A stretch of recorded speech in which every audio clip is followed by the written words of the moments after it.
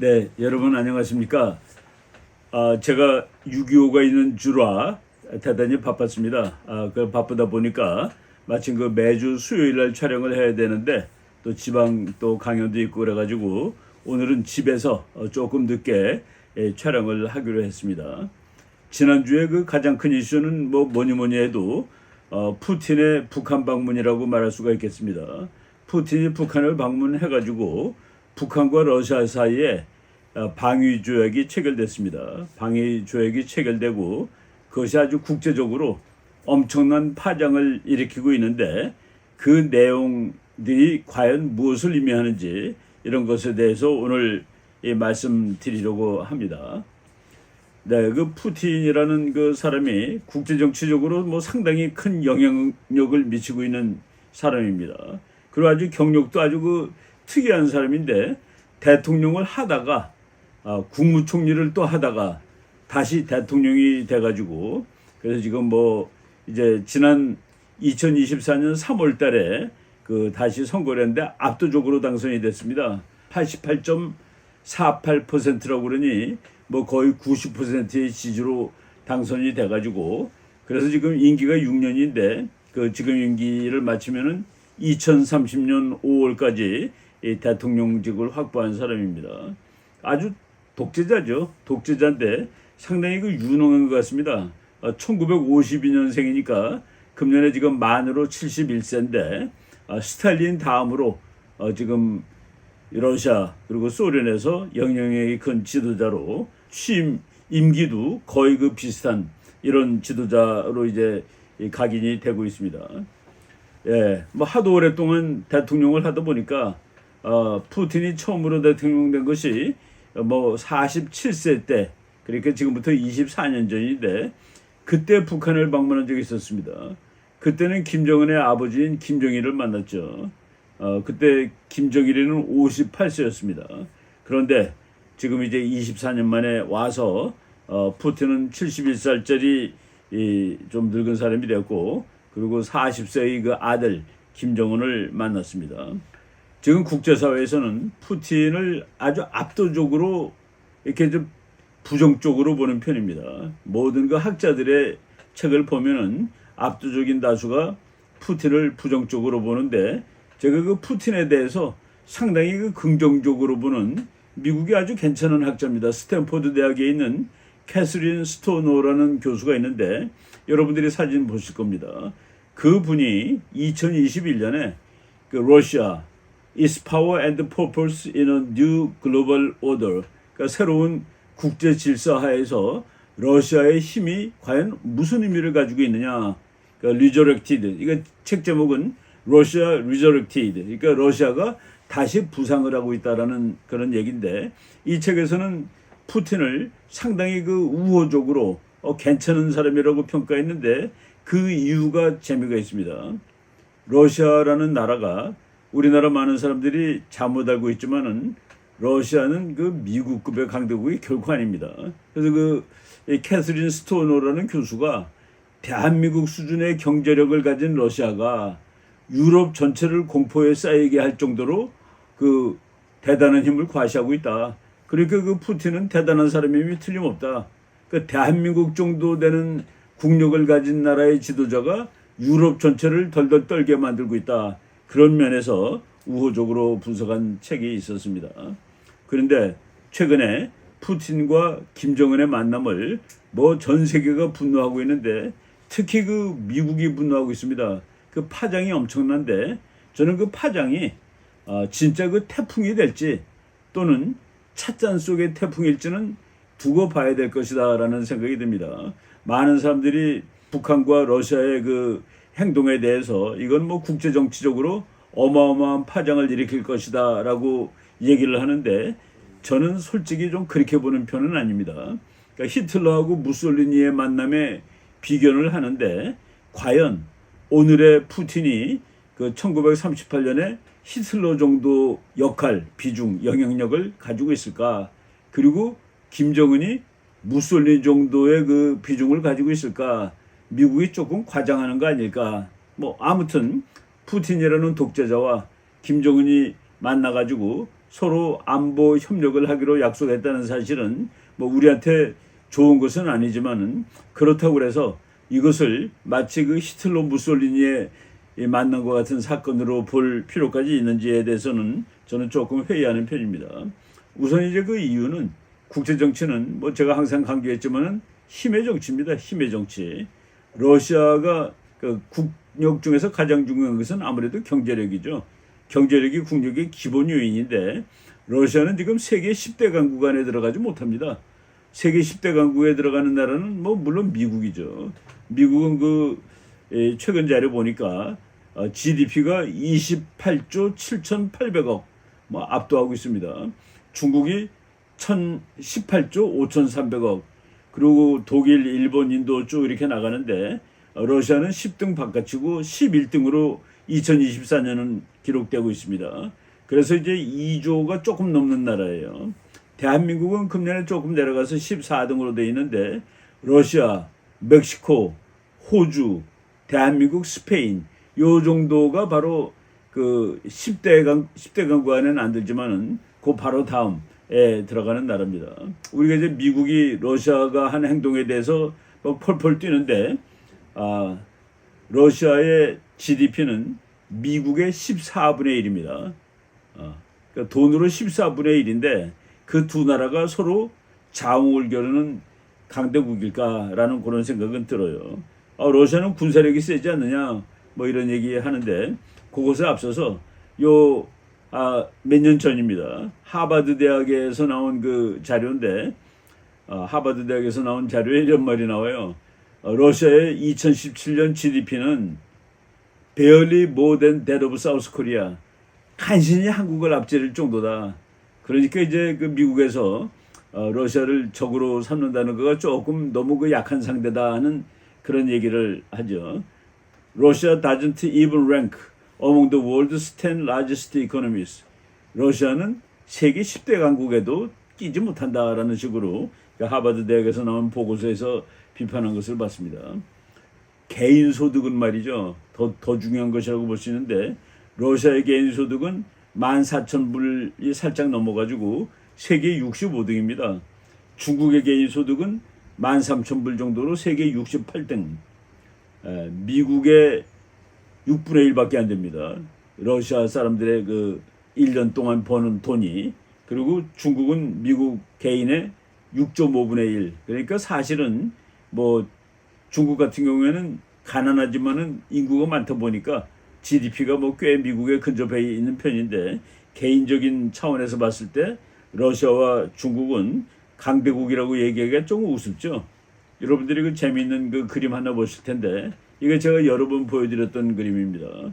그 포린 어페럴스 2023년 여름호에 났던 그 그림인데 그 세계 그 국제정치 구도를 그린 겁니다. 여러분들 그 이 그림 보고서 우리 어렸을 때 그 놀던 그런 축구 게임 하는 그런 거다라고 볼 수 있는데 그거 보세요. 그 축구 게임이라는 그 그 필드 안에서 그 저쪽 상대방이 골키퍼가 러시아, 그리고 마지막 수비수 2명이 이제 중국으로 돼 있고, 그리고 나머지 모든 공격수가 다 미국으로. 이건 뭐 이렇게 이 그림만 보면은 이 그림은 너무나도 일방적으로 미국이 강하다라는 그런 그 그림을 보여줍니다. 그 푸틴이 말이죠. 냉전 시대 때 아주 재미있는 비유를 한 것을 제가 오래전에 소개한 기억이 납니다. 냉전 시대 때 말이죠. 토끼하고 늑대하고 여우가 달려가다가 구덩이에 빠졌어요. 그런데 여우가 그 늑대 보고 토끼부터 먼저 잡아 드세요. 그랬더니 늑대가 여우를 먹었다는 얘기입니다. 푸틴이 비유로는 늑대가 미국, 여우가 러시아, 소련 그 당시에, 그리고 토끼가 중국이래요. 그런데 지금 또 3마리가 빠졌대. 그런데 이제 지금은 이제 냉전이 끝난 시대죠. 그런데 늑대는 미국이 그대로인데 러시아가 토끼 신세고 그리고 중국이 여우 신세다. 그러면서 푸틴이 얘기하기를 불행한 일은 토끼하고 여우가 힘을 합쳐도 늑대를 당하지 못한다. 지금 미국 사람들이 푸틴이 북한하고 사이좋게 지냈다고 해서 펄펄 뛰는데 푸틴은 사실 지금 자기는 토끼고 미국은 늑대다라고 얘기하는 거나 마찬가지입니다. 군사력을 볼까요? 군사력. 우리가 러시아는 군사력이 세다 그러는데 2024년 미국의 군사비, 우리 뭐 군사력은 주로 군사비로 치죠. 미국은 러시아의 8.6배 정도 된다. 그래갖고 11.7%입니다. 그러니까 이게 9대1 정도 되는 나라가 서로, 그러니까 군사력은 9대1, 돈은 14대1. 이거를 맞먹는 라이벌로 칠 수 있나요? 미국이 러시아를 라이벌로 간주하는 거는 조금 우리가 그 국제정치의 힘을 분석하는 사람으로서는 약간 의아하다라는 그런 생각이 들 정도입니다. 이렇게 우리가 지금 현실적인 국력을 일단 보자라고 말씀을 드렸습니다. 러시아가 우크라이나에서 전쟁을 하고 있는데 지금 2년 한 4개월 정도 지났죠. 그 2년 딱 지났을 때 보니까 러시아 병사가 43,500명 죽은 거로 돼 있습니다. 우크라이나 병사가 24,500명입니다. 러시아가 2만 명이나 더 죽었어요. 물론 이제 그 우크라이나 병사 행방불명이 한 15,000명 된다고 그러는데, 아무튼 강대국 러시아가 우크라이나에서 잘 못 싸우고 있다라는 겁니다. 제가 그 최근에 읽은 그 책 중에는 미국의 그 육군 대장, 그 페트리어스 대장이 쓴 책인데, 그 사람이 뭐라고 얘기했냐면은 우리는 지금 우크라이나에서 100년 전 전쟁의 모습을 보고 있다라고 얘기했습니다. 우크라이나는 그래도 21세기의 전쟁인데, 그리고 러시아는 누가 말해도 강대국인데, 러시아하고 우크라이나가 싸우는 모습을 보니까 1차 대전이나 2차 대전식의 모습을 보고 있다라고 오히려 미국이 놀라고 있는 그런 의미에서 러시아는 그 대단한 나라다라고 보는 것이 과연 맞냐는 얘기입니다. 물론 이제 우크라이나 땅덩어리의 상당 부분을 러시아가 점령하고 있는 것은 사실입니다만은, 지금 우크라이나는 이 수준에서 뭐 협상을 해가지고 평화를 유지하기보다는 저거 뺏겠다라고 지금 싸우고 있는 그런 중이죠. 그 몇 가지 그 인명 피해라든가 장비 피해를 보니까 러시아 탱크는 2,726대, 그 러시아가 가진 탱크의 절반 이상이 2년 동안에 없어졌습니다.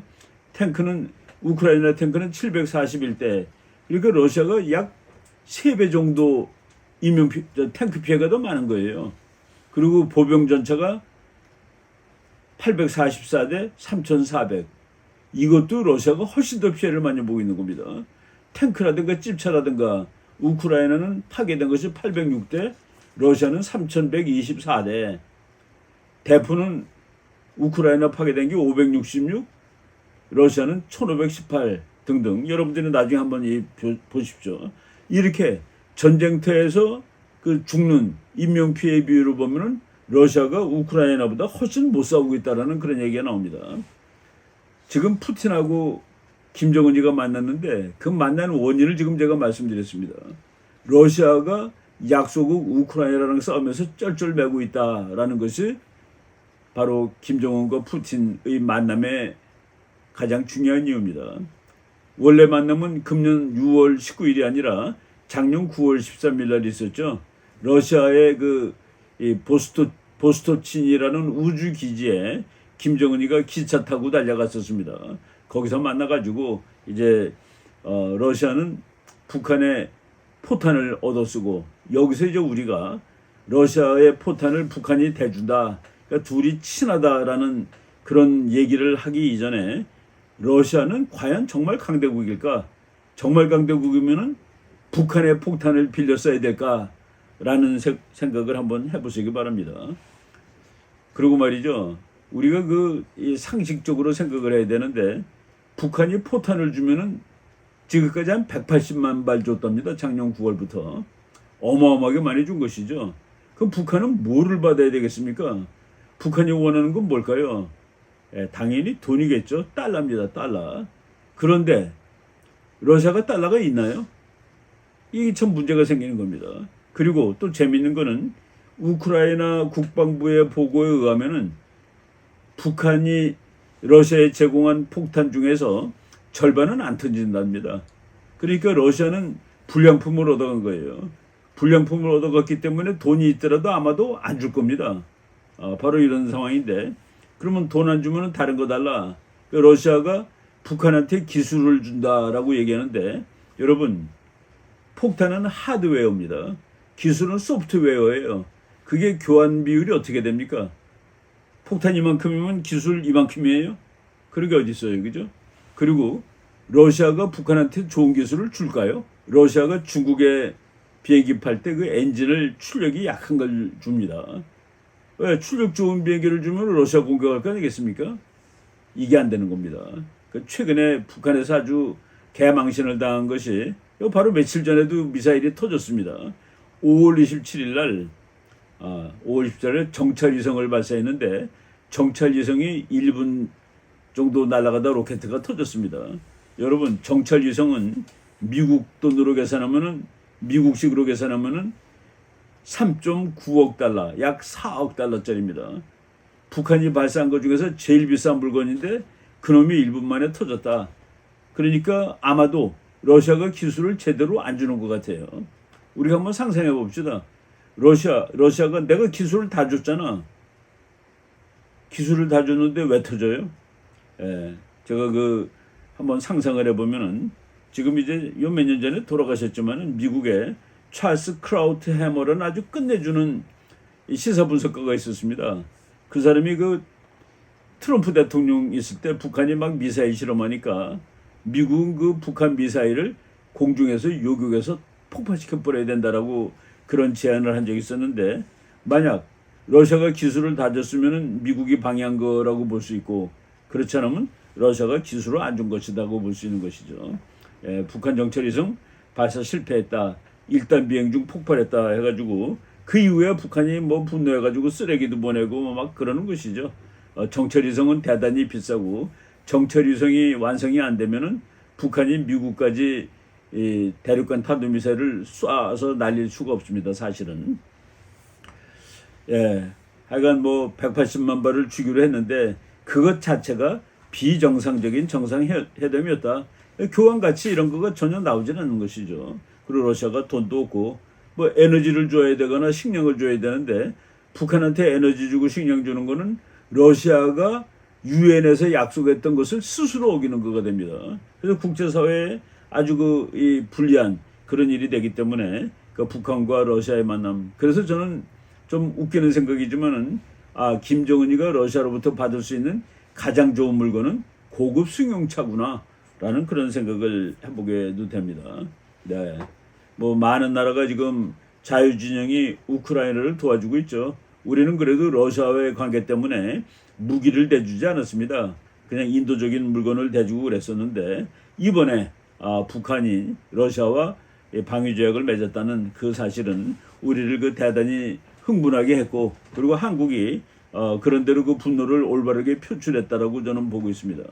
그러니까 지난 6월 19일 날, 원래는 6월 18일 날 밤 10시쯤 방문하기로 돼 있었는데 푸틴이 별명이 지각대장이죠. 그래서 19일 날 새벽 2시 46분까지 기다리다가 그날 또 대단히 더운 날이고, 그래서 21시간 동안 북한을 방문하고 갔는데 그날 평양 시민들이 30.7도의 무더위에서 정말 하루 종일 고생하는 모습을 우리들이 그 비디오로 다 봤습니다. 그런데 이것이 가져오는 파장들이 많아요. 이거는 우리가 그 비디오에 나온 사진 제가 몇 개 이제 준비를 했습니다. 여기서 제일 중요한 것은 상호 방위 조약을 맺었다라는 건데, 여러분 우리말로 동맹이라는 이런 말 나오죠. 그래서 이제 어느 한쪽이 공격을 받으면은 다른 한쪽은 있는 힘을 다해서 도와주겠다라고 북한하고 러시아가 약속을 했는데, 여기서 이제 제가 질문하겠습니다. 61년도에 했던 거랑 사실은 비슷한 거예요. 두 나라 중 어느 나라가 침략을 받으면은 지체 없이 자기가 보유하고 있는 온갖 수단으로서 군사적 및 기타 원조를 제공한다. 61년 거하고 2024년 거하고 다 똑같아요. 온갖 수단이 모든 수단으로 바뀐 것 뿐인데 똑같은 것이죠. 질문하겠습니다. 두 나라가 조약을 맺었는데 방위 조약의 첫 번째 특징은 뭡니까? 누가 맺는 겁니까? 친한 나라가 맺는 것이 아니라고 제가 여러 번 강조했습니다. 누가 맺는 것일까? 방위 조약은 적이 같은 나라가 맺는 것입니다. 그럼 러시아하고 북한이 공통의 적으로 삼는 나라가 있어야 돼요.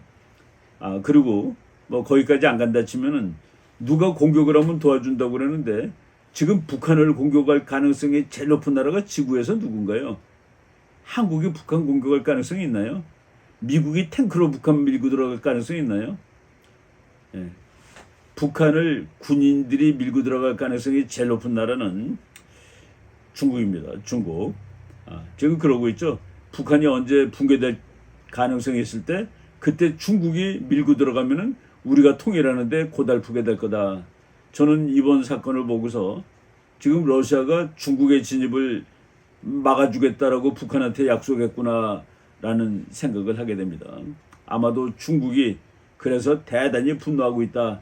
중국이 분노하고 있는 이유는 거기 있다라고 말해도 됩니다. 그리고 미국 학자가 재미있는 분석을 냈는데 브루스 베넷이라는 그 학자가 김정은 실수한 거야.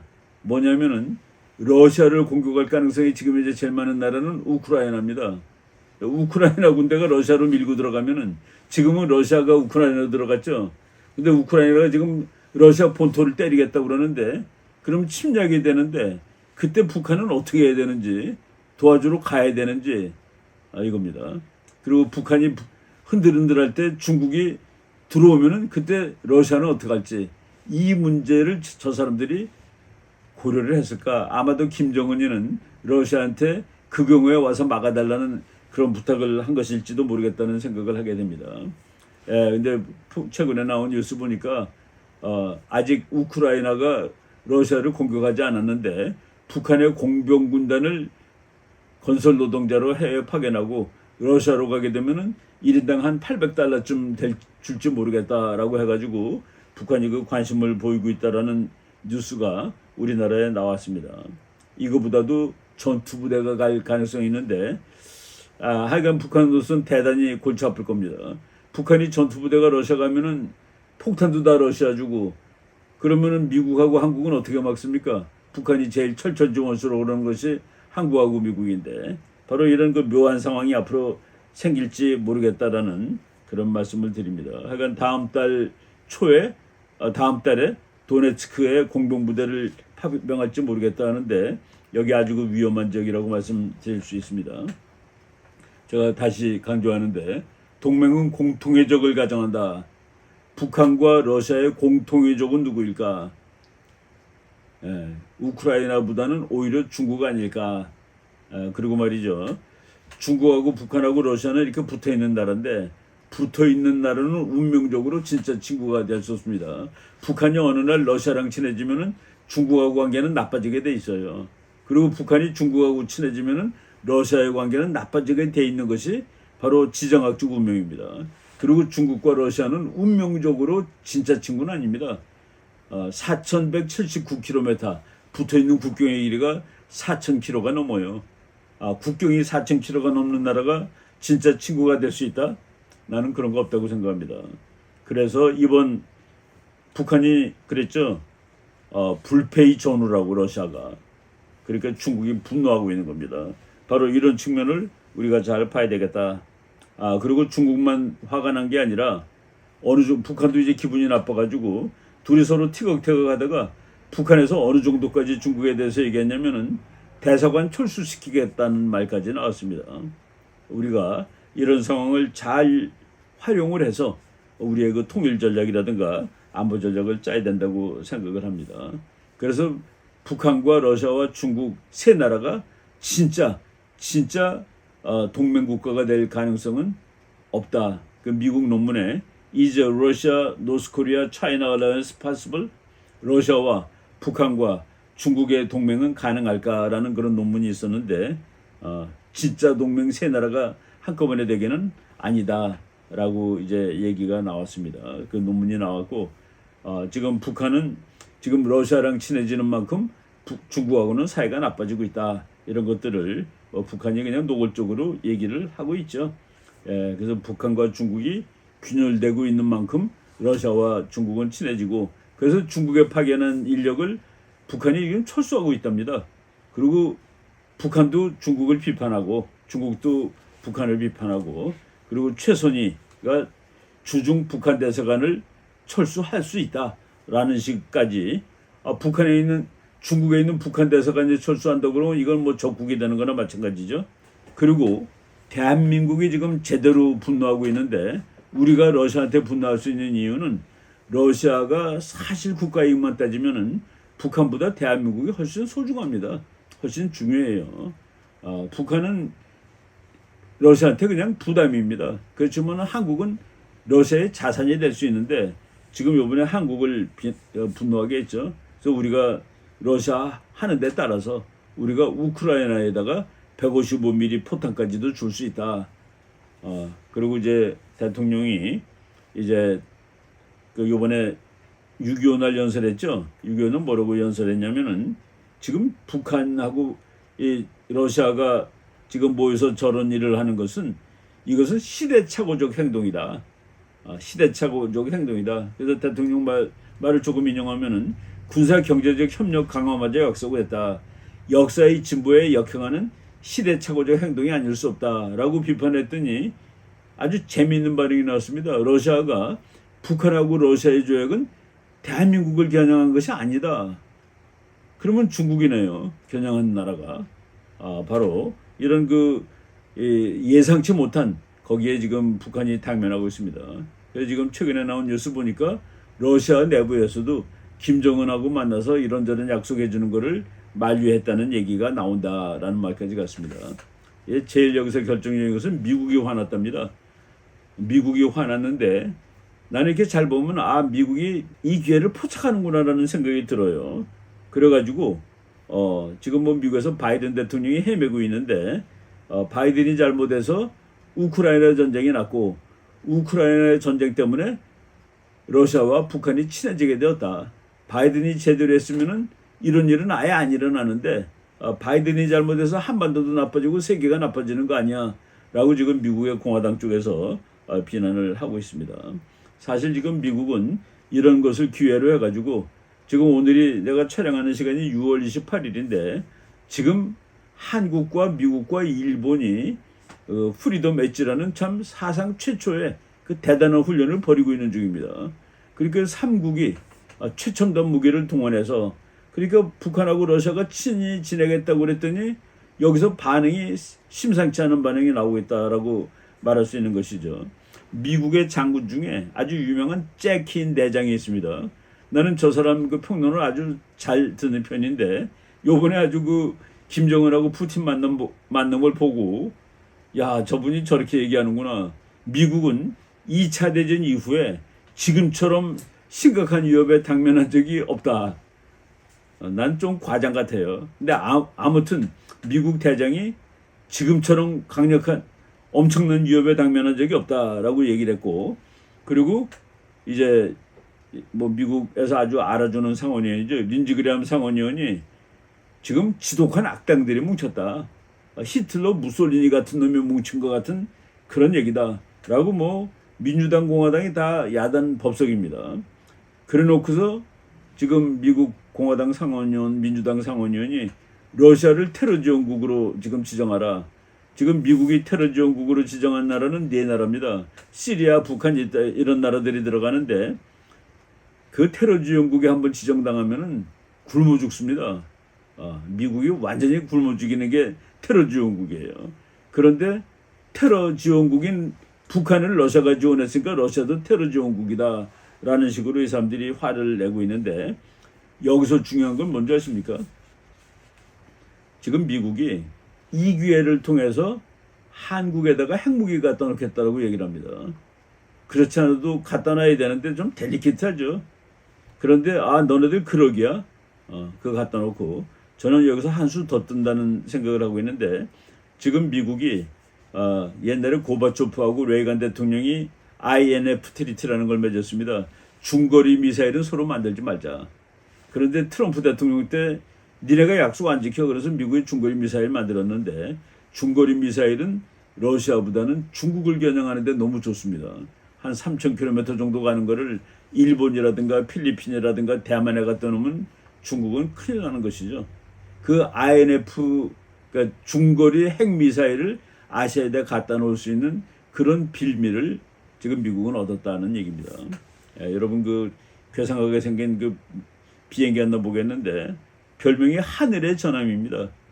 이거를 요번에 지금 한국 와서 훈련하고 있는데 공개했습니다. 중국과 러시아하고 북한이 이렇게 뭐 친하게 하면은 우리 한국과 일본과 미국이 가만히 있지 않겠다는 그런 얘기죠. 그래서 과거에 그 한미 훈련 중에 제일 그 큼직한 훈련이 프리덤 쉴드, 그리고 미국하고 일본이 키넷지, 그러니까 날카로운 뭐 칼날 뭐 이런 뜻이겠습니다.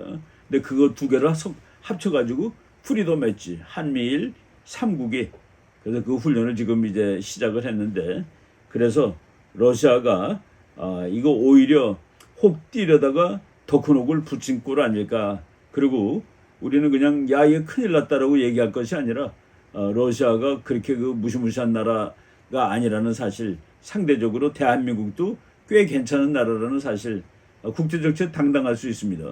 그래서 이런 기회를 잘 활용하면은 오히려 참 그러니까 전화위복이라는 말이죠. 그래서 우리가 이 기회를 전화위복의 기회로 삼아서 한반도 안전도 확보를 하고 통일로 나가는 그런 계기도 만들어야 되겠다라는 그런 생각을 해보게 됩니다. 그래서 오늘 원래는 수요일날 방송하고 목요일날 내보내 드려야 되는데, 제가 지난주에 뭐 여기저기 또 강의도 많다 보니까 오늘 금요일이라서 조금 늦게 나갈 것 같습니다. 하여간 뭐 국제 정세가 계속 또 진전할 텐데 다음 주에 또 잘 연구해서 좋은 방송 하도록 하겠습니다. 여러분 감사합니다.